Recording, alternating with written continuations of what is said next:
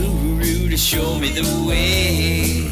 Send me a guru every day. Get me back on track when I go astray. Enlighten me with your wisdom today. It might get weird, but that's alright. We're all just gurus helping each other through the night.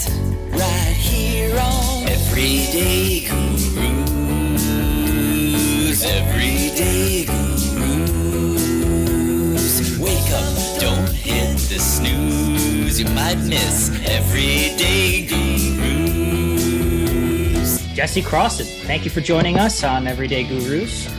And just for the listeners who aren't familiar with you, do you mind giving a little bit of a self-synopsis? I like to give people the opportunity to intro themselves, to who you are and what your story is. And then specifically, I'm really interested in getting people to know about your nonprofit that goes into the prison. I wrote this down, but I'm certain I wrote it down wrong. I wrote down prison reentry, but that doesn't make much sense. I assume it was supposed to be like the reentry into society from prison. So could you correct me on that? Sure. I mean, that's generally what it's called, is prison reentry. That's where the program started on the inside and then to the transition out. Yeah, my own story is of, being a lost kid who just after my 18th birthday committed a robbery and a shooting and was incarcerated and spent 19 years in prison. I had originally been sentenced to 32, but had a governor who stepped up and said, hey, you were sentenced to twice the high point of the guidelines. You were 18 at the time of the offense. You've done all these things since you've been inside, and actually granted me a conditional pardon and gave me a second chance almost 2 years ago. And then so getting out, I've been trying to figure out a way to share stories. And I was surprised by how receptive the world has been. I thought that nobody was going to care. I thought that everything was going to be kind of a strike against me.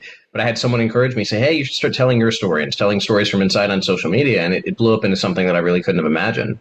And it allowed me to travel and tell my story and connect with other people doing services. And I really have this mission to make sure that other people have the same opportunities that I did, because I was very privileged. And I think that we would have a lot more success stories if other people did. So when we started because somebody believed in my social media and in what had happened and the stories I was telling, and met this guy at a party. And I was getting ready to take this job, this big national nonprofit job in San Francisco. And he listened to my stories, and the next day I get this email and he says, hey, I want you to not take that job. As a matter of fact, I want you to not take that job so much that if you form a 501c3, a nonprofit corporation, I will fund you for the next 2 years. And he did. He put money in an account, and we've been able to go into the jail, go into the juvenile center. We've been able to work with local prisons. We've been able to work to try to kind of do direct services as well as change the narrative around prison and reentry. And it was something from that conversation that he said, policy doesn't change until culture changes. And he says, what you're doing is changing culture. And I'd never thought about that and the importance of that. But that's why we're trying to focus on doing like a narrative project, a documentary on the local restorative justice program, which is an alternative to the traditional criminal legal process that literally pits two sides against each other, and it's about winning. And it should never be about winning. It should be about repairing the harm that was created, or making things better, or making amends. But instead we have a system that's really about hey, if you're rich and you have a good lawyer, you can probably get off, and you're poor and you don't, it doesn't matter if you're innocent, you may still get convicted. So that's something we really want to address. And there are just all these other local and national organizations that are doing amazing work, and we're looking to amplify what they're doing and really get their message out there. That's great, man. What's it called? And is there a place people can go to support via monetarily or with some volunteering? So if we have any listeners interested, they can go for it. Sure. It's called the Second Chancer Foundation. It's second -chancer, CHANCER.org. Yeah, we got a website. We're doing direct services here in Charlottesville. If anybody's looking for services, because we get people reaching out from all over the country, because a lot of places really just have nothing. And so we definitely appreciate the support. I just got a phone call this morning on the way home from a guy who said, hey, my buddy just got out. He literally has $20 in a backpack. Do you know anybody who can help him? So we connect him with a resource up in Northern Virginia where he's at, and hopefully we can get him, some kind of temporary housing. We can get him some food assistance. We can get him on his feet. But, when you leave somebody out the door with $20 in a backpack, how do you really expect them to succeed? Well, and that kind of brings up, for me, how does the government or the prison system, or how, I'm not really familiar with it, how do they expect you to succeed when, you've been incarcerated for, potentially decades and then get released with whatever you had in your pocket 35 years ago, right? Yeah. Well, and unfortunately, you don't even get that. I mean, you don't have any of the property you did before you came in. All that has been thrown away, at least in Virginia. Oh, wow. So you get released in these brown prison clothes that everybody, like I saw a guy walking down the street a few weeks ago and I stopped him and said, "Hey, where'd you get out of?" And he just looked at me crazy. I said, "Yeah, I did some time myself." We started talking. I was able to actually direct him to where the OAR office was. But if you see that outfit, you know where it came from. In Virginia, when I first went in, you left with $25, and they would, when you started getting paychecks, they would take out up to $25 at like $2 increments, and then you would leave with $25. Or if you had more, you were lucky. Then they started doing a savings program to where 10% of whatever you get in from your job or for money sent in from will go into an account until you have $1,000. And Virginia is pretty progressive in that sense. That very few states actually do that. But that way, if you get any money in while you're in, you at least leave with $1,025. But if you don't get any money in while you're in, you leave with nothing still. Like, it doesn't change the fact. So it's almost still like your privilege transfers once you're released, just like it existed while you were inside. So as far as the prison goes, it's have a nice day. Yeah. And in Virginia, it's really problematic. Like, the federal system is definitely flawed and needs a lot of work, but they at least have a transitional program where everybody does the last portion of their sentence at a federal halfway house. So you leave a major institution, you go to a federal halfway house, you go out and work every day, you make connections in the community, you get a job, you sit and you make savings. Whereas in Virginia, like, we have no state-run halfway houses. We have private ones that the DOC will contract with sometimes. But the last time I was on a call with DOC Reentry, they said 100 to 200 people a month are getting out to be homeless, which means they get a week voucher for a hotel, and then they're on the street with that $20 in a backpack, and it's like, good luck to you. Wow. Especially, I'm thinking about people who I live in the Chicagoland area. So, obviously, it's a problem here. Mass incarceration is a big problem. And, I know people personally who have gone to jail or prison, and they've had a really rough time when they came out. And luckily they had great support systems, such as it sounds like you had a support system that was able to help you, as well as a community online. But one of the things I kind of want to touch on real quick is you posted a video, I want to say it came on my feed maybe earlier this morning, about hopelessness and that sense you felt, when you got, those cuffs put on you when they were arresting you, and also the weight that was lifted off your shoulders. Well, I look at you and I'm talking to you now, and you seem full of hope and full of, you're so optimistic, as you should, with all the great work you're doing. One of my biggest questions, and one of the things that fascinated me about you, just listening to your story as you were going through, as you were posting after you came out, was, how is this the same guy that went in? Right? For me, listening to you, when I first started listening to you, it was, you were talking about your experience going through school while in jail. And, how I was talking to Patrick in the pre-show, how you were exchanging in prison, you were exchanging your cakes and desserts for fruits and vegetables. And I just think to myself, were you like that before you went in? Did that kind of mental insight and change? Because you bring such wisdom, I feel like, in what you say. And I'm curious as to, were you that before, and then your experience supplemented that? Or did something happen that kind of shifted your mindset? And was that an immediate thing? Like, cups went on and immediately I'm going to get my degree, I'm going to do this, and I'm going to start a charitable, a non-for-profit type deal? Or was it a gradual thing that happened over your 19 or so years incarcerated? I think the seed of who I am was always there, but it definitely wasn't nurtured. I was living on fried chicken, Domino's, and cocaine, basically, before I went to prison. So there was definitely no concept of diet. But I think the seed was there because I did have some good foundation. I did have good role models, at least briefly in my life. I mean, there was definitely some trauma, and there was definitely struggle, and there was definitely a chaos and a lack of role models for necessarily coping with things. But the seed was there. And it wasn't immediate. That's one of the things I like to talk about, is the quote where they say, excellent isn't a quality, it's a habit. And I really try to think about that, because it's easy to make one grand statement or one grand change, but to actually do it day after day is the hard part. And that was what I struggled with. Because, the cuffs went on me, and I felt this great sense of relief, because what I was essentially doing was like slowly killing myself and taking other people down in the process. I mean, I was causing tremendous harm because I hated myself, and I didn't know how to live, and I didn't know how to deal with the pain I was feeling. So there was a relief in having the handcuffs on, but that didn't deal with the pain, that didn't deal with the trauma, and that didn't deal with the fact that I didn't have the coping mechanisms. So that was a long process of learning how to do things differently and how to process pain, how to process trauma. And I'm still dealing with that. I mean, I found a therapy in the last 7 months that's been a bigger impact on my life than probably anything prior to this, or at least anything in the psychology or counseling field. But yeah, it was a slow process, and there were a lot of mistakes, and there were a lot of bad steps, and it was just it was a realization that like I had reached a low that I never wanted to go back to, and kind of losing everything and being in this horrible low point is a great opportunity. Like, it's not an opportunity we would choose. It's definitely not something that's pleasant, but it's a great opportunity because it gives us perspective, and from that perspective, everything seems clear, at least in little moments. And so, no, I made a lot of mistakes, and it wasn't an instant thing. I definitely was not the person I am now, 15 years ago or 20 years ago. But slowly I built into this, and it really was largely the people that I found along the way, both inside and outside, and the books that I read, and the conversations I had that kind of informed who I wanted to be, and then slowly putting one foot in front of the other day after day to put in the work to become that person. That's Beautiful. Great. For just a little bit more background information for people who don't know your story, can you talk about what led up to you being in those cuffs and ultimately getting this 32-year sentence? I grew up, I was the child of addicts and alcoholics who got clean when I was young. And it's one of my dad's line that he used to always say. He says, if you got a drunk horse thief and you take away the horse thieving, you still have a drunk, or if you take away the drinking, you still have a horse thief. And that was my experience. I mean, my parents definitely had some character flaws that I grew up around. And even though they were sober, those character flaws hadn't gone away. And they were very loving, and they did the absolute best that they could. It just, there wasn't always they didn't always have the resources to draw upon to give me what I need, or kind of lead by example in some of the skills I needed. But I did fairly well. I was a smart kid. I was definitely very socially anxious. I had some kind of traumatic event in my childhood that I don't really understand, where I went from this like bright, happy kid to just incredibly withdrawn and neurotic. But it was still a process of kind of finding my way and building relationships.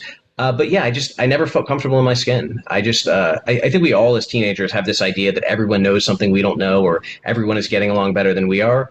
For me, it almost feels like that was amplified, because it was like the only thing that I heard or thought or felt almost every day. And then when I found drugs and alcohol, all of a sudden I didn't hear or feel that anymore. Like I felt this kind of numbness. I felt okay. Like the pressure was gone. And so it was falling into this coping that was the only thing that was taking that away. And not doing well and not doing terribly. But then I found cocaine, and that was the difference, where it went from kind of balancing and teetering on the edge to just jumping off the cliff head first. And very quickly, I went from taking a year off before college to just crazy and out of my mind, and driving down the road and committing this shooting and committing this robbery that I couldn't have imagined myself doing 6 months before, and I couldn't really remember or imagine myself being 6 months after. So it was kind of just the worst moment of my life and the worst convergence of all the different forces. And yeah, it just sucked. It was a horrible time, and I caused a lot of harm. I bet one of the things I respect about you is that one of the first videos I saw was you taking accountability for it, and really responsibility and accountability. And that was really striking to me, because Jesse, I can count on one hand the number of people that I will take accountability and responsibility to non-criminal acts they've done, right? Let alone, some of the things, that some things that are illegal. And so that is really, that speaks volumes to your character. So kudos to you. But, it's one of the things people, I think forgiveness is an easy one. People can talk about forgiveness and realize that forgiveness is for the person who's doing the forgiving, not for the other person. It's to let go of that hatred or that anger or that thing that's weighing us down. And accountability is really the same thing. Because I spent a lot of my life blaming other people or being the victim or coming up with excuses. And the freedom that comes from actually owning my stuff, like, it's a very uncomfortable freedom. But the freedom that comes with that is because for the first time in my life, I can start actually making choices and decisions that lead me in a different direction. Because I'm no longer running from the past or trying to justify things or just pinballing off, my past actions or people's accusations or things that I've done. Accountability really is a great sense of freedom. And it took me a long time to realize that. But once I did, it wasn't a matter of like, oh, this is just a great quality of character. Like, no, this is the only way to be happy and free. I agree. Empowering too. Because then you're not a victim. You're not beneath somebody else who's bringing you down. You have this power to choose joy and choose your own path rather than living like a victim. Well, I think from my point of view, I view it as you have control over what you're responsible for. And on one hand, when you abstain from responsibility, it feels like it's the easier option. It really does, right? because I don't have to do X, Y, Z, A, B, C, right? Let's use, I don't know, going to the gym, right? Your health. If you abstain from it and say, oh, I just have, my hormones or a thyroid issue, I can't keep up with my health, it's out of my control, I have no responsibility for it, and you throw your hands up, I feel like that's easy to do, and we lean into it because we're creatures that like to choose the easy road, but I feel like that's ultimately not the fulfilling answer, and that's not the one that you could do anything about, right? And so I think people are afraid of work because, you can see it in you, Jesse. I mean, you've put in the work over the years to, educate yourself, to reform yourself in your own words, right? And that ultimately takes work, and admitting responsibility while fulfilling and great is scary because it means you got to face some of the worst parts of yourself and work on it. And that's not fun. It's a lot more fun to just say, it's that problem. That is the reason why. And no matter what I do, it won't change because of this. Right.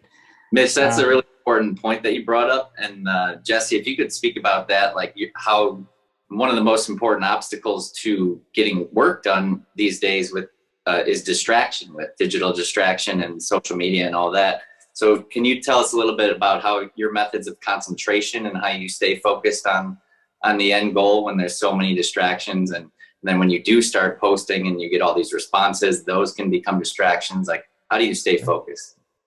Sure. Well, it was a lot easier in prison. In a weird way, I mean, prison was almost like a monastic environment for me, where I got to meditate every day and read and exercise. And I got to really focus on life and what I think are the important things without all the distractions. And getting out, it's been a challenge. I've read 2 to 3 books a week for 19 years, and I've read probably 10 books since I've been home now. And I have a bookshelf full of books that I want to read that I'm interested in. I just don't make the time, or I'm just bouncing around, or things are busy. And it's interesting because if social media wasn't such a big part of what I did, it would just be a distraction. But it's also, I feel like it's a really important part. And at first I didn't recognize that. And I thought this was just going to be like a short thing.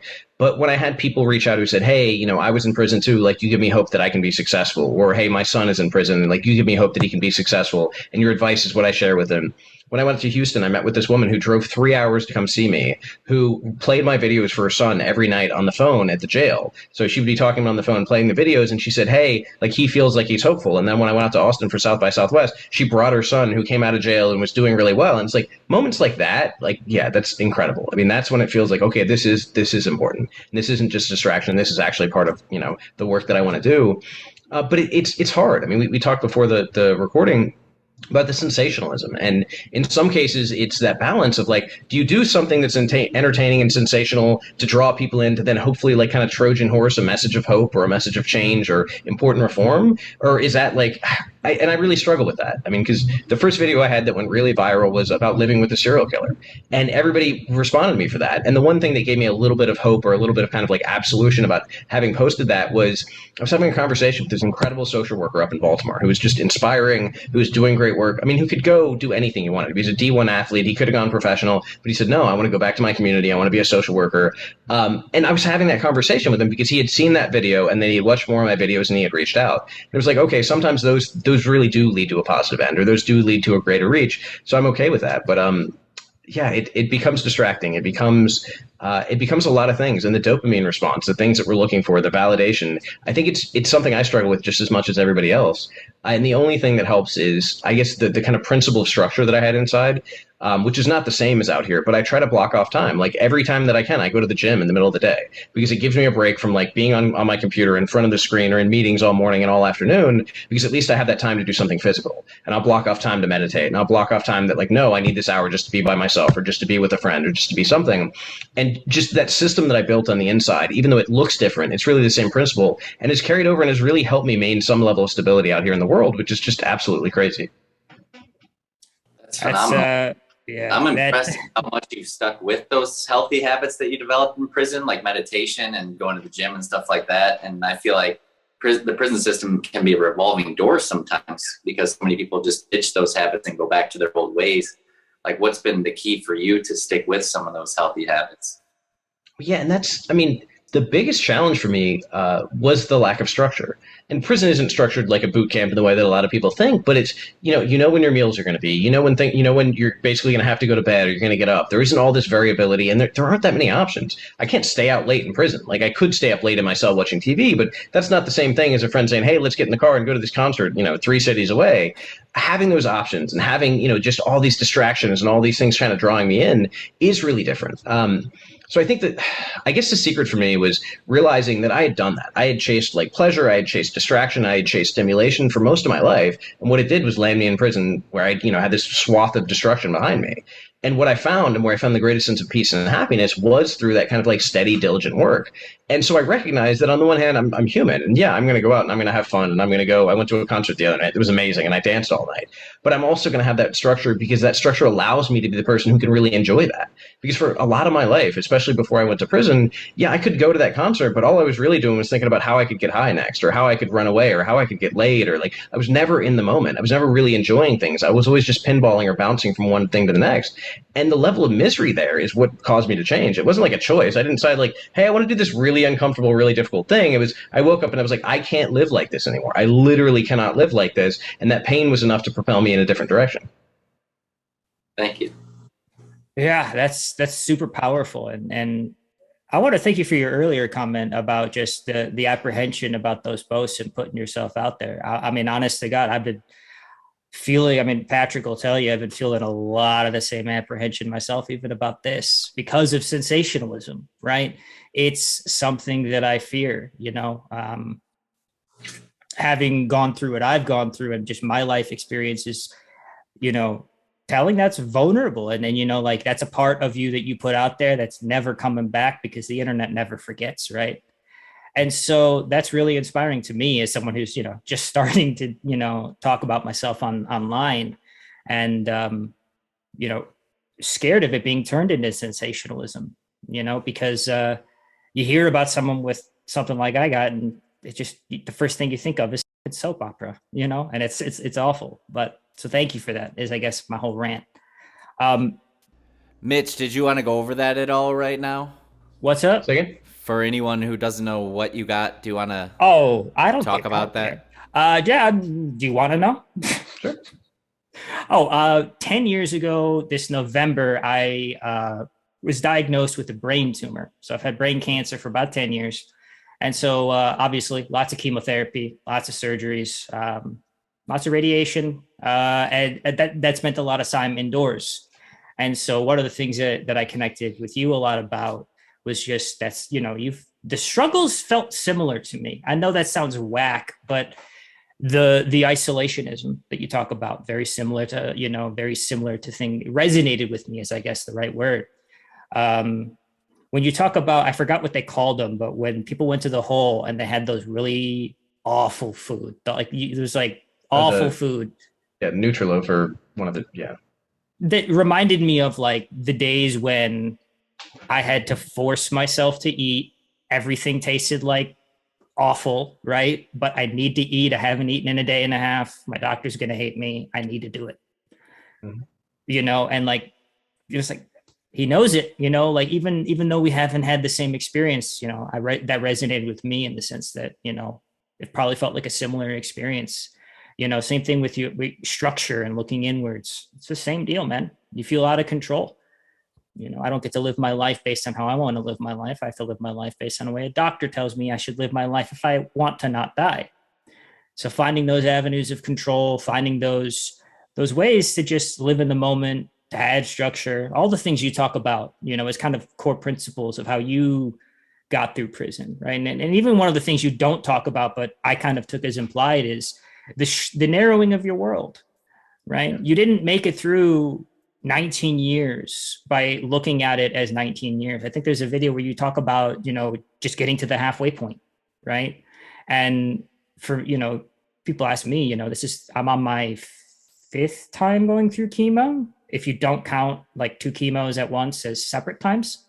So I don't think about it in terms of that end game, that long game, I think about it in terms of this next dose, right? This today, tomorrow.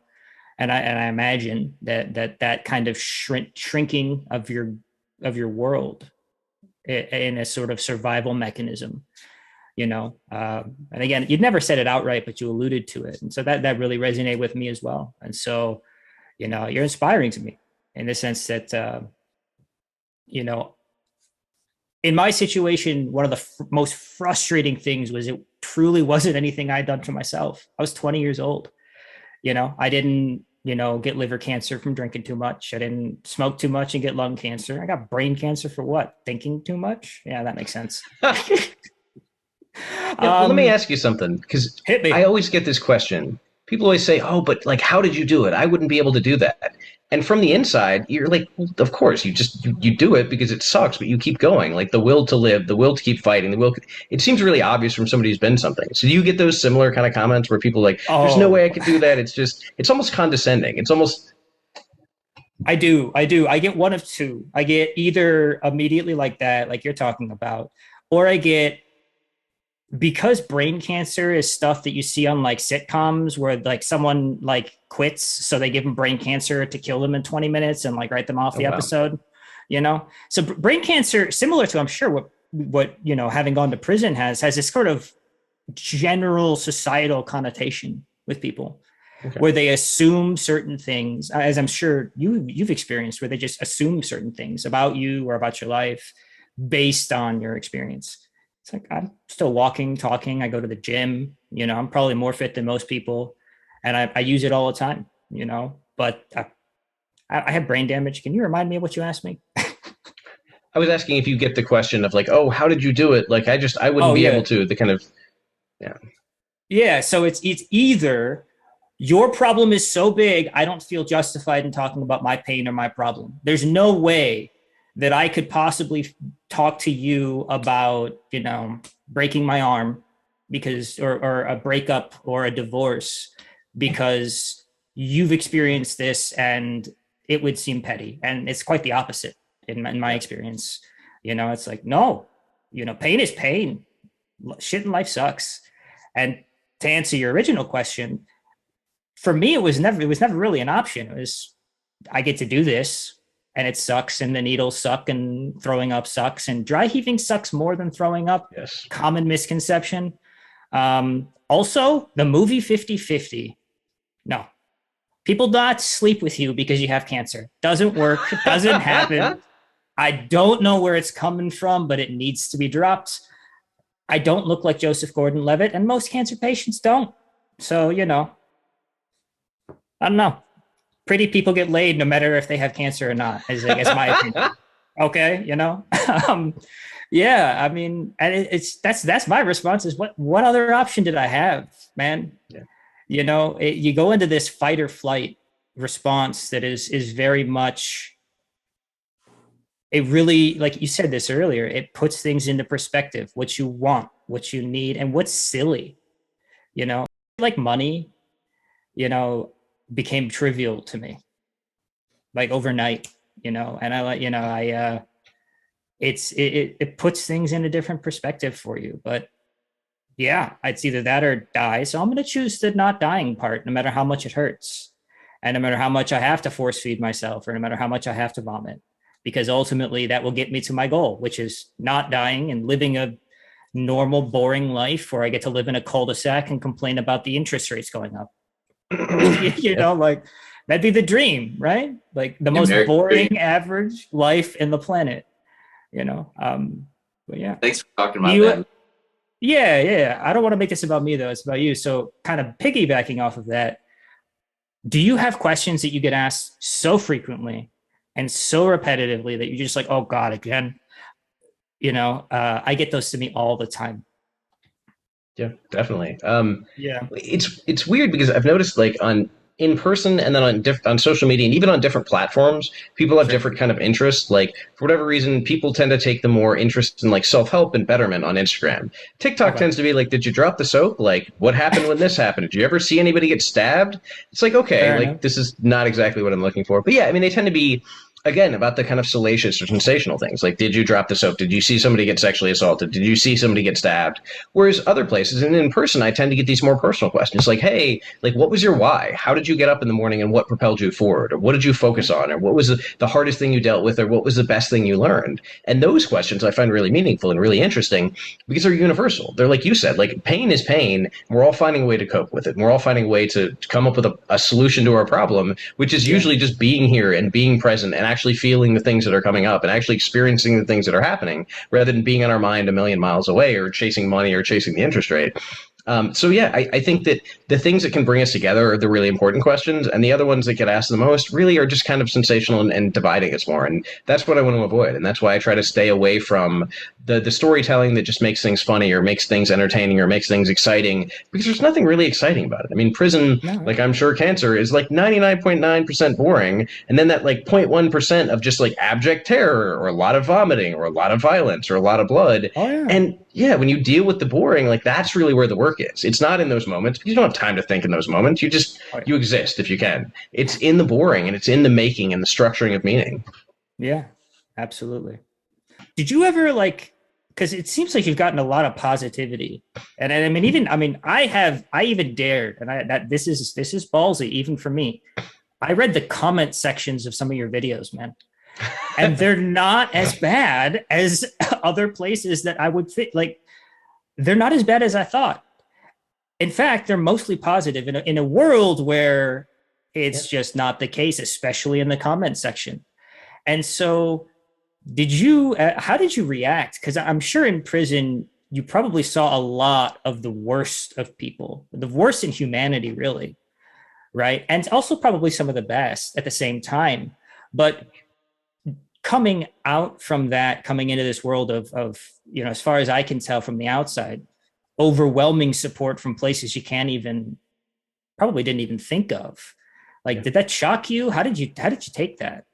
Absolutely. I mean, the first video I posted, I was steeling myself for just all the negativity and all the attacks. And what I really saw is I did absolutely see the best and the worst of people in prison. And I've seen far worse, at least as far as intention on social media, than I did in prison. Like, I met maybe a handful of people in my life in prison that would just do things out of sadism or want other people to hurt or just be cruel and horrible. I've seen a lot of that on social media, and the means of doing so may be different. It may be words rather than action, but the intent is there. And I see the worst of people on social media, but also one of the things that I found is that I don't have to take that personally, because I learned that it's not about me. That, like, when somebody is just full of hate and they're so angry or they're so hurt, and maybe justifiably so, that's not about me. And what I really want for them is to heal. It's the same thing I want for somebody in prison. Like, it's the same thing I want for the people that I've harmed or the people that have harmed me. I want them to heal and like do no more harm. I want them to get better. I want them to, heal so they can live their best life. And in seeing that, and that's actually periodically I'll do a video essentially addressing this. I get a particularly hateful comment, and my response will be like, hey man, you really need a hug. Like, I really hope something good happens to you. I really hope you can deal with whatever's going on in your life, because it must suck. And I've had a surprising number of positive responses from that. I've had some people just do horrible things. And people, it's so funny because like supporters in the comment section kind of miss the point, because I'll do that. And then people like jump on that person's account and make like hateful comments. I'm like, no, you're missing the point. Like, that is not the point. But I've had a number of people come around. I had one guy who's a former New York City police officer who used to just leave nasty comments all the time about criminal and this and you're a piece of crap. And finally actually came around. He was like, you know what? I've given you a lot of shit, but like, you've done a lot of work to turn your life around. And like, if that's not what we want you to do, like, what is it? Like, I applaud you. And it was amazing to me. It was when that happened, or when some of the other DMs I've gotten from people who've been nasty in the past, it was just like, that's really nice. Like, to be able to have an effect where somebody's willing to say, hey, you know what? I was wrong. Because that's brave. Like, it's really hard to do that. It's really hard to be accountable, especially when you've been an asshole. So yeah, it's been neat to see that interplay, and every now and then a comment will still come along. And the really hateful ones don't usually bother me because they're just disconnected from reality. They're just somebody ranting into the wind. The ones that like play on my insecurity or like the guilt or the shame that I still have, those are the ones that are hard because they just kind of stick like right to the core. And those are the ones that, yeah, sometimes I need to be like, all right, I'm gonna take a break. Let me step back for a little while. I need to do something else. But for the most part, I just see hurt people trying to hurt other people, and I don't take it personally. Can you give an example of one of those that really still triggers you and makes you start feeling shameful? It's been a while. I have somebody who reached out who's just like spamming, or not spamming, I guess, like just mass posting on a bunch of my videos about like, if you really care about change, like, why aren't you out there helping victims? Like, why is your nonprofit about prisoners? Why isn't it about helping victims? And I mean, I think that's a really valid point. Like, yeah, there is. The person who's been the victim of a crime needs help. And there's a part of me that feels guilty because it's like, well, what am I doing? What more could I be doing? And if I step back and reflect, like I can intellectually understand that, hey, if I can do something to lower the recidivism rate, I am literally helping prevent the creation of future victims. Like I am helping prevent the creation of future harm. But in that moment, it still hits me in my core because I know we're not doing enough, because I know our system doesn't care and doesn't protect people, doesn't actually meet the needs or the wishes of victims. They're like, hey, this guy took money from you, and rather than making him pay you back, we're going to stick him in prison for 10 years. And then after 10 years, we're going to like work out a payment plan where you get like $10 a month. Like it doesn't actually help the people who've been harmed. And that really bothers me. And I don't want to be a part of the perpetuation of that system, but I also have limited resources. So I have to try to balance, like, where is my lived experience? Where is my ability to have the greatest change? And where can I cause the greatest good? And I think that that's what I'm doing. And I hope that that's what I'm doing. No, I completely agree. You know, you got to, as awful as it sounds, kind of stick to what you're good at when you're trying to do that sort of change. Right. Yeah. I think there's another component to just, John Oliver's got an entire episode about it in Last Week Tonight, where he talks about just one of the reasons that the judicial system has kind of gotten to this, you know, point where it gets stamped, hey, you're in prison for this, right? Minimum sentences, like to kind of get to this expedient process is because of the backlog, the lack of public defenders, and just like the mess of the judicial system. You know, especially in cities like Chicago, where right around where I'm at, where there's a lot of people, right?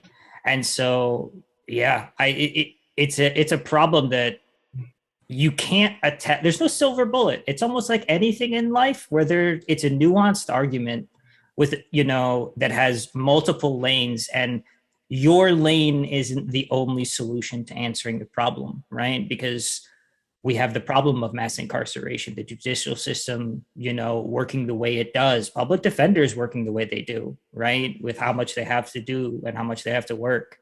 And so to say that if we just tackle it by helping victims, not that that's not constructive, but to reduce the issue to that and saying that doing this will then solve everything is, I think, reductive, you know, and I think that you're doing a really smart thing in identifying where you can enact the biggest change. And you're right, it will, and it probably already has affected people who might have been victims, you know, potentially saving them money or even their lives. And so I think you should feel really proud of what you do personally, you know, but I'm just some random nerd on the internet with brain damage. So I'll second that. And I kind of am curious, and hopefully you're inspiring people as well who are in prison currently to be on good behavior and do some things to get noticed and maybe get a second chance like yourself. And can you talk about what some of those things were that got you noticed by the governor who said, hey, let's give this guy a second chance? And first, one of the things that I want to address is, like, when I talk about doing narrative work, and the biggest part for me, like, I think the social change and the social perception of people is important, but the biggest part for me is the people who are on that path, who are already incarcerated. I want them to see that they can do better.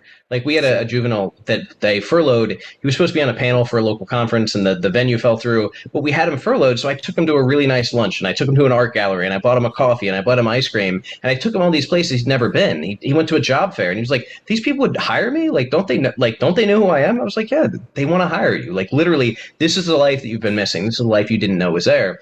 So that's really important to me. And so the irony is that I make videos, and the vast majority of people who are incarcerated can't see these videos. So one of the things I'm so grateful for is last week in LA, we filmed a bunch of content that's going to be available through Udovo, which is one of the tablet providers for prison. So videos that I've made are now going to be available in 300 prisons across America. And that is really gratifying to me, because that's something that I can do that, again, will hopefully reach someone and allow them to see their potential moving forward. But as far as what I did that helped the governor get noticed, you know, if I read the front of the pardon, what it talks about is the fact that I committed my crimes just after my 18th birthday. And there was a Supreme Court decision that basically said that no juvenile can be held to the standard of an adult. And the fact that I was less than a month past my 18th birthday when I committed the crimes is really not a significant difference between being maybe a month before my 18th birthday.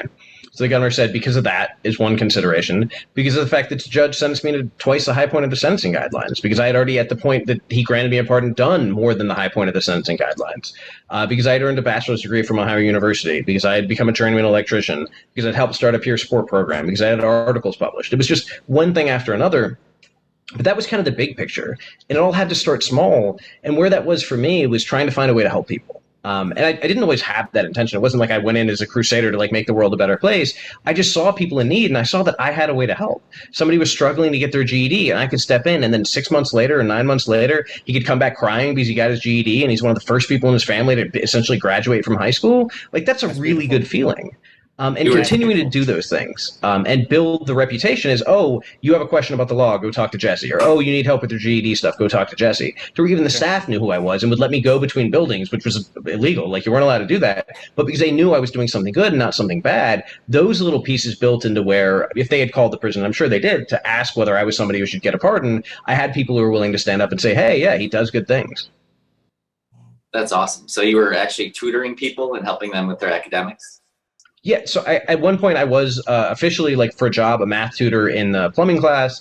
I tutored a couple different guys, like the guy for the GED, that was the first guy I'd ever worked with. And, I graduated from high school, but I didn't know how I would do. I'd never taught anybody before, but it became something I was really passionate about. So I had these kind of informal roles where I would step in and I would either just like give people, homework, or I would try to help work with them individually. Or I had one guy who wanted to go to college, but he couldn't afford to. Like nobody in his family had ever been to college. It was just a pipe dream.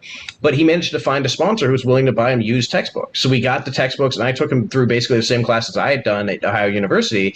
And so he went through essentially a liberal arts education for free. So he didn't get a certificate, but who he is now versus who he was when he started, when he couldn't write a coherent sentence or a paragraph, when he didn't believe in himself, when he said, yeah, I'll probably just go work on a farm. That's all I'll ever do. Like the difference in who he was after that experience was dramatic. And I felt really grateful for the opportunity to be a part of it. Amazing. Thank you. Another thing I'm curious about is meditation is the driving force in my life. Meditation, yoga, spirituality. That's been the key to my transformation and my sort of second chance from a real mental health crisis to a much more centered, a much more joyful, purposeful way of life. And I'm curious kind of what the teachings were around meditation within prison, and if you've had the chance to kind of share any of that you benefited from. Sure. I've talked a little bit about it. So I moved into the cell with this kid. I didn't know what to make of him. He had a lazy eye, had a bunch of bad tattoos. He was just like this kid from a bad neighborhood. And he ended up being one of the wisest, most inspiring people I've ever met. He was a couple years younger than me, and I didn't expect it at the time, but what I saw was him, modeling this behavior. I saw him meditating every day and exercising every day and training every day and reading every day. So by moving in the cell with him, I said, hey, like, what are you doing? Like, can you help me? Can you teach me? And so I kind of adopted this program that he taught. And he had grown up in a family that was, they were all martial artists and they'd been practicing Zen meditation for years. And it was just all these very formal things that didn't necessarily resonate as well for me, but the practices themselves did. And it was interesting because when he left, I was like, well, what am I going to do now? Like, I can't figure this out on my own. I've only been meditating for 6 months. I happened to be on a phone call with a family friend who said, hey, you should talk to my husband. Like, he's been part of a Zen family for 35 years. So I called, and we had a weekly phone call for 16 or 17 years. And I usually go see him. I was supposed to go see him today, but I was helping a friend move. And we still have a relationship where we went through the Muan-Kan. We did this traditional Zen practice and then kind of branched out into non-dual treatment. So we essentially just like explored, what is it to be mindful? How do we do that? Do we do it through walking meditation, through sitting meditation, through concentration, or through general mindfulness? Like all these different areas. But what it really came back to me, or for me, is like this pause. Like if you've ever read Tara Brach, she talks about that a lot. Like wherever are we at, are we able to exist in this space and like have a pause from the action and the thinking and the immediacy and just have that space? And I found that meditation really helps me have that space in any moment. It helps me get into the flow, or it helps me have some space to kind of step back from things. And it was a profound transformation in my life. Outstanding. Thank you so much, Jesse. Yeah, I did not know that about you, but Zen meditation is something I'm pretty familiar with. I was a martial artist for, up until I got the, awesome brain surgery. And funny enough, you can't get hit in the head once you've had surgery on it. Apparently, more brain damage they're concerned about. I know. It's just the PC police. What can we say? They have nothing to do with this at all. But you know what? I thought I'd bring it in as a buzzword. No, I mean, but part of what I learned about in just as a martial artist, I did Shotokan karate since I was 5 years old. Was that Zen is a state of mind where your mind is not. The best way I could kind of describe it, the way I learned it, was we used to get ourselves so physically worked up. Like we used to work out, and at the end, the very, very end of like whatever we were doing, let's say it's an hour long training session, right? Only then would we like do the things that require, you know, clarity of mind. So we would do our forms, we would do something that was designed to put you in that state. And the best way I can describe it is your body is so tapped from everything that you can't think anymore. And so the only thing you have left to operate on is muscle memory. And so when you go in to do that form, or, you know, you're going into that fight, right? If you're preparing for that fight, your brain turns off and you kind of go into this place of Zen, right? Or I guess the closest thing I could call to Zen. And it definitely helped me a lot through my experience too, because it's very calming. And you described it earlier. It's very in the moment, almost oddly so, because nothing else matters in a very real sense. Like you don't think about anything else outside like your door. You don't feel anything outside the door. The way it used to be taught to me, and the way I used to teach to other people, was when you enter the ring, nothing else in the world exists except for you, the ref, and the person you're fighting. And to get to that state mentally sounds super easy, right? Oh, just stop thinking. But I think we forget how much we think all the damn time, and how much that voice is sometimes our biggest advocate and sometimes our biggest enemy. And so meditation for me, and that Zen part, being able to just kind of control that voice, fine tune it, learn when you can shut it off and just kind of be present.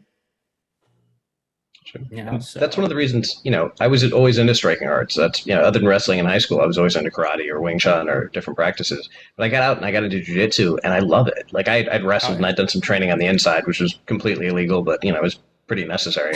And I love it because I get to go in. Hold on. I don't mean to stop you, but you're telling me that in prison, people do illegal things? Yeah, believe it or not. Oh my God. I that blew my mind, Jesse. I don't know how that's anyway, continue. But you know, both for the training we did on the inside, which was helpful and actually really positive. It was one of the most positive things I was a part of. To being outside, because when I went to the gym this afternoon, I spent an hour of like contact and like fighting for my life, but at the same time doing so not in a frantic pace, but like in a way that's controlled, in a way that's present, in a way that's based on muscle memory, in a way that's calm and focused on my breathing. And I love that. That is in itself a meditation. I know Dan Santo, who started out in a very different field, talks about the kind of like healing power of jiu-jitsu and how important it is for his kind of like moving meditation practice, but also for his body, for, you know, all the positions it puts you in. He sits like it's back on mat yoga or something. And I was like, yeah, that's a pretty good description of getting like stacked and your neck crushed into their mat, and it's a good feeling. I love that you're bringing up these alternative forms of meditation, because that's the number one thing I hear from people when I'm like trying to explain what meditation is. Oh, I can't do that. I can't sit. I think too much. It's like, well, meditation is kind of your own inner journey, and it's something different for everybody. And it can be a beautiful creative process and even an active process like you're speaking about. So thank you so much for bringing that to light. Absolutely. Yeah, meditation is one of those things. But I mean, for me, martial arts was even the same way, right? So anyway, I don't want to take up too much of your time. We're almost out here, but thank you so much for coming on. I appreciate you, Jesse. We appreciate you, I should say. And I am enthusiastic to see more of what you got coming.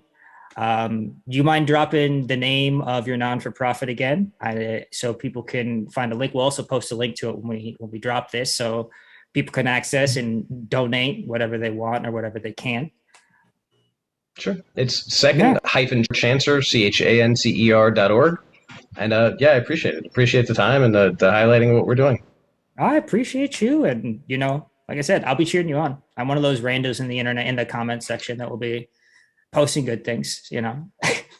Yeah, you've got at least 2 new followers, man. So thanks for doing the great. You'll always have at least 2, no matter what happens. One of them may have severe brain damage and not sure why he pressed the button, but that's a different conversation, you know. We'll take it. You have a good one, man.